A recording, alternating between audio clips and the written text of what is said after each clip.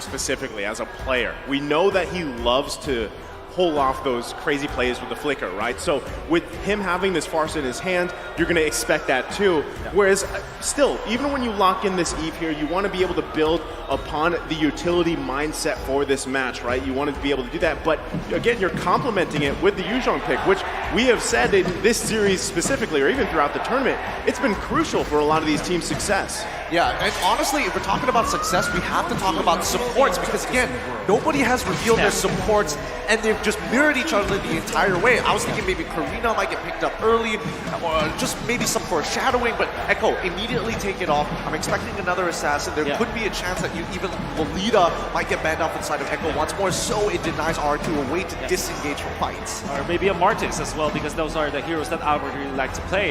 You kind of want to have a sustained hero here if you're RRQ. Hoshi, surely the Yuzhong will be eventually tanky, but you're gonna have to have a frontline so that both Eve as well as the Matrix will have great positioning. That's also the reason why they ban out the Cho here, because they don't want Yaoi to have a hero that can go to the backlines. There's the Barrett's ban. Are we looking for a Ling pick for our hero? Yo, that's what I was thinking. I was thinking that RRQ are telling, yo, Karl'Tezi, show up. You have a skin around you. We want an assassin. Well, I mean, let's take a look at the quote here, and that might be the story, right? Karl'Tezi, I think we're the best team. I'm a team player right now, so I don't care about the stats or MVP. I've been there. He's been there, he's done that, right? Karl'Tezi on the best jungler for M4. So even though that's the case, oh, good solid last ban, by the way. Ziggy's taken out. There's the Grok. I mean, come on, Echo. Give it to him. Give it to your boy. So it's Atlas to go with, okay. Are we seeing like Hayabusa or Ling this time? Coming up from Echo. Come on. I'm so excited here. I can't wait to see Karl'Tezi on an assassin. He showed up big time. He's been there, like the quote says, during M2. If he locks in Lancelot here and wins this game on his own skin, that is just, beautiful. Oh. No. Okay. Well, he's kind of like a ninja, right? I mean, a guy, depending on what lore, story, or skin you lock in, right? So they lock it in. On the other side, though, Albert will be picking up the Hayabusa. And it's, once again, it's the Dragon Warrior against Tai Lung once more. I mean, it's frustrating to see because I really wanted to see Karl'Tezi bring it to RRQ in the assassin department against Albert of all people. But yeah, as the boy says, he's such a team player. Yeah, I know. He did. He transitioned into that. On that point, right, that's what makes these teams so scary, is because you've had either... A lot of the times it was the junglers carrying teams, right? But teams that either play for their jungler or their jungler plays for their team, that's a big thing here. So this is kind of a different, I guess, for a lot of people that have been following Karl'Tezi specifically, they might want him to play assassins, but if this is what he feels like is the best for Echo's success, then that's what's gonna be played, right? So, but is it going to be able to compare against Albert in the jungle on the Hayabusa? We've seen amazing things before, but let's load up into game number 3. It's 1-1 in the series. Who edges ahead here? Oh man, if you're looking at the choice of Albert, right, going for Hayabusa, surely it's great. Like, we're excited to see that. We want to see Albert being activated as assassin, but man, Atlas, Akai, Lapu Lapu, man, it's difficult to play a squishy hero if you're RQ Hoshi. There's so much control and so much damage that can come out from those heroes. Not only that, Wolf, but with an Atlas across view, when do you usually see no purifies from the other team? Yeah, that could be deadly. That is a big observation here. Vin already getting stunned up. I'm surprised that Vin doesn't flicker it out just yet, but yes, there we go. He gets out of the tough situation. And, you know, coming back to that Atlas, I think we've seen many, many times, and in a couple of international competitions last year, that Atlas has really turned over some games in the later stages. Yeah, definitely. And this time you have what?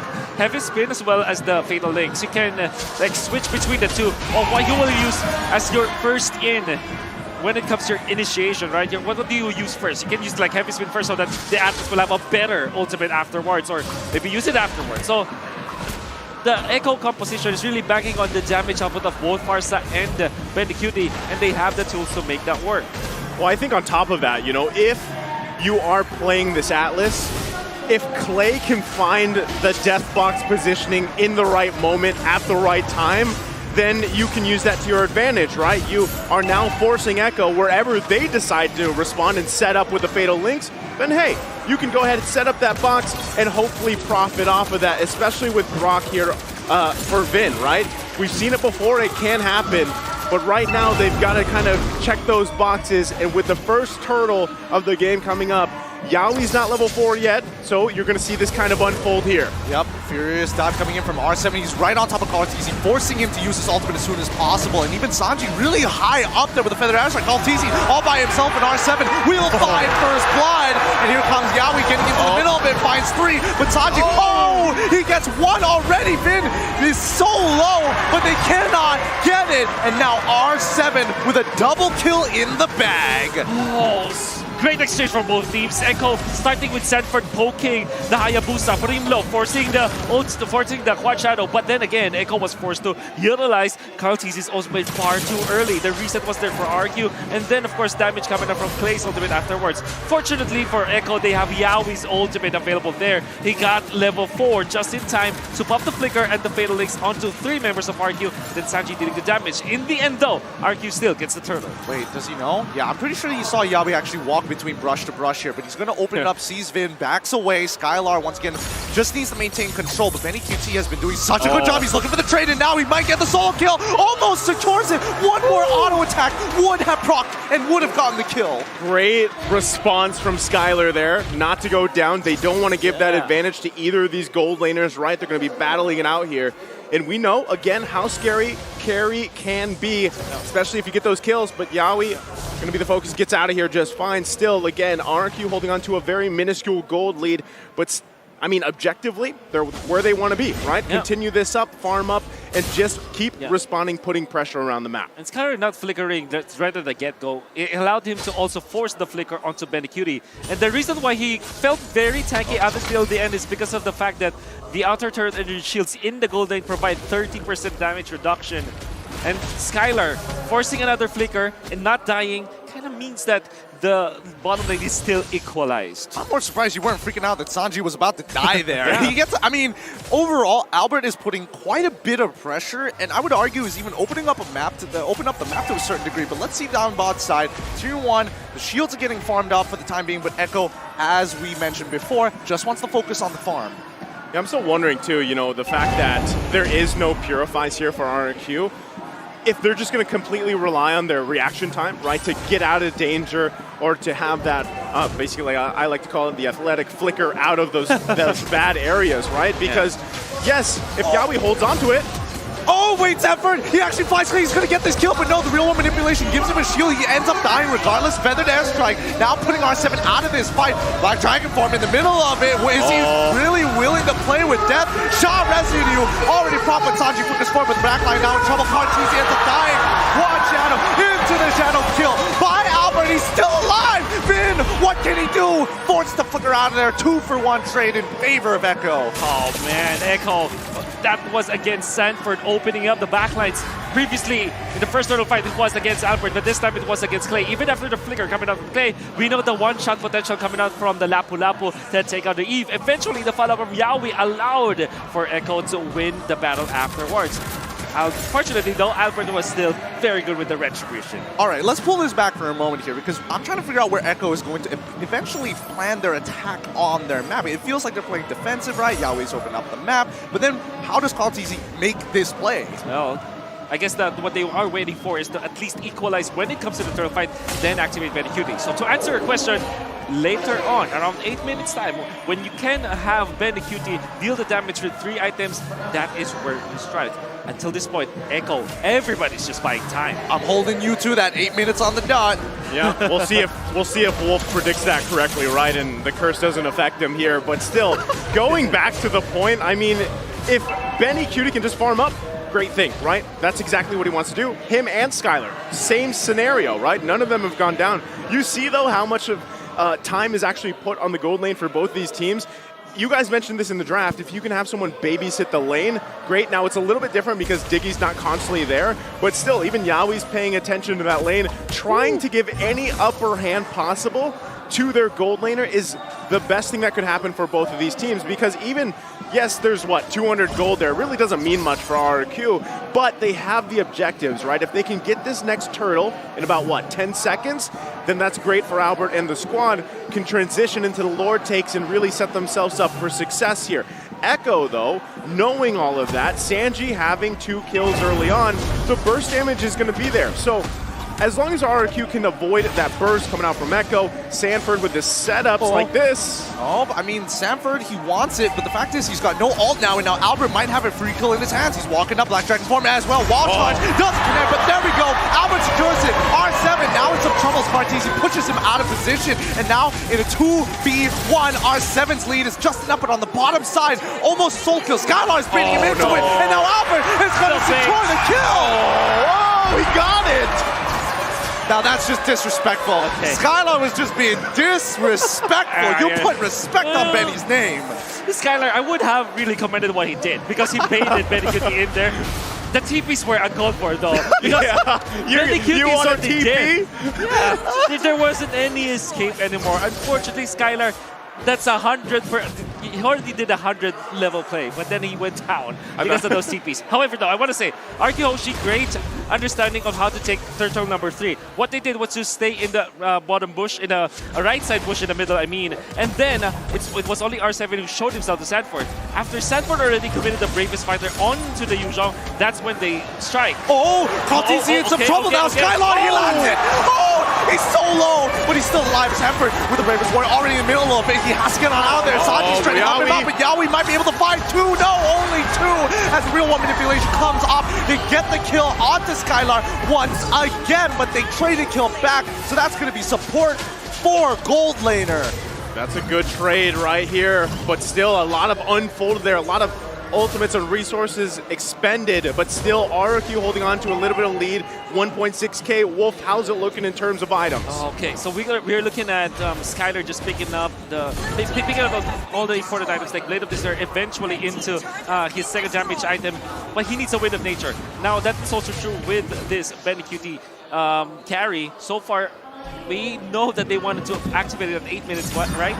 So they did. Yaoi was able to find an opening to the backlines, and that is one thing that RQ should be respecting. Oh, again, and it looks like a repeat of history, but Yaoi this time doesn't even go for that engage, and it feels like to me that Skylar is a little desperate after his little mishap down on the bottom side. Yeah, he wants the kill there. He did pick up the Malefic Roar, so that damage is going to be there even more so now.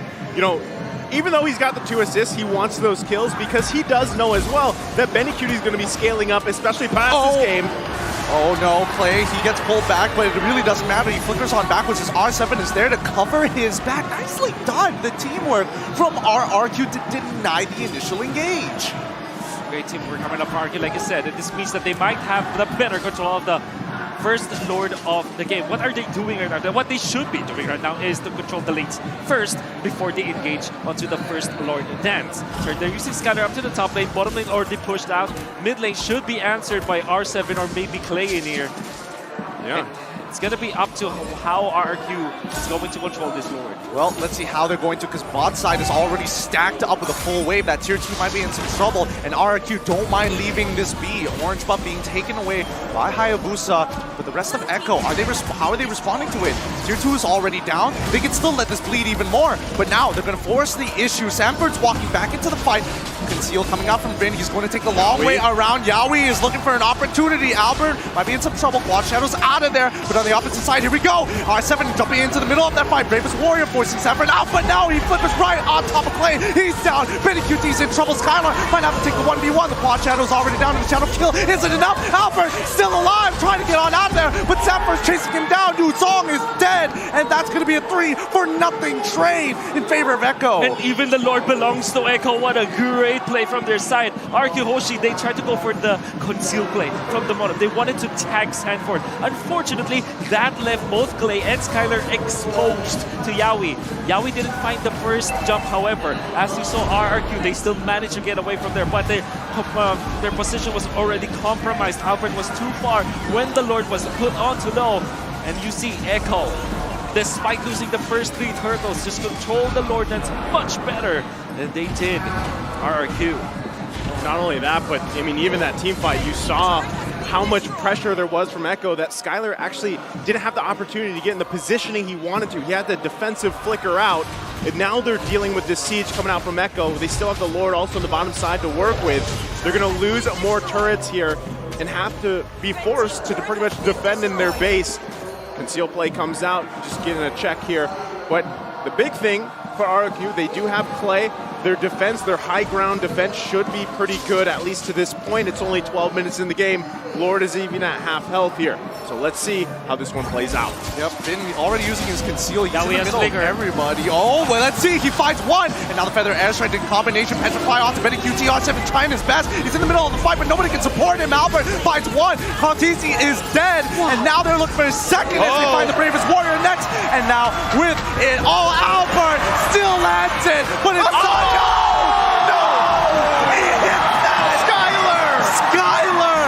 absolute monster, snipes it from halfway underneath the inhibitor turret. That deserves the Dave sheesh, because he has been waiting for that moment in this game.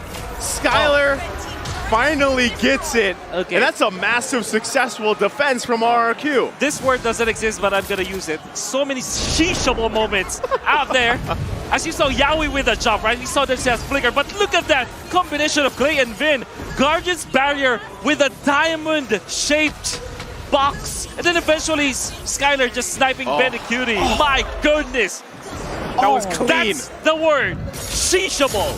Good lord, Scott. Oh man, I don't know. These Beatrix players are disgustingly good. Well, a little too good for my taste here. I want to go back to some of that basic stuff. I feel bad about myself now.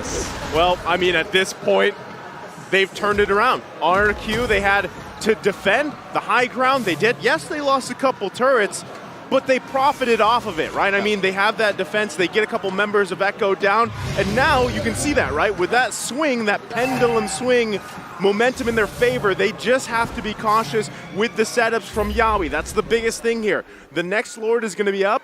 RQ is in a good position to actually take this one, and Echo knows it. How about that? There's Sanji and Yaoi up top through a bush. You have to be careful about this, and RQ doesn't have vision of that. Skylar already utilizing this this Brenner. Just to make sure that they scout out additional members. And I think that RQ has a little bit of the same idea. They want to control the outside bushes, like the Lord Dance. Look at them.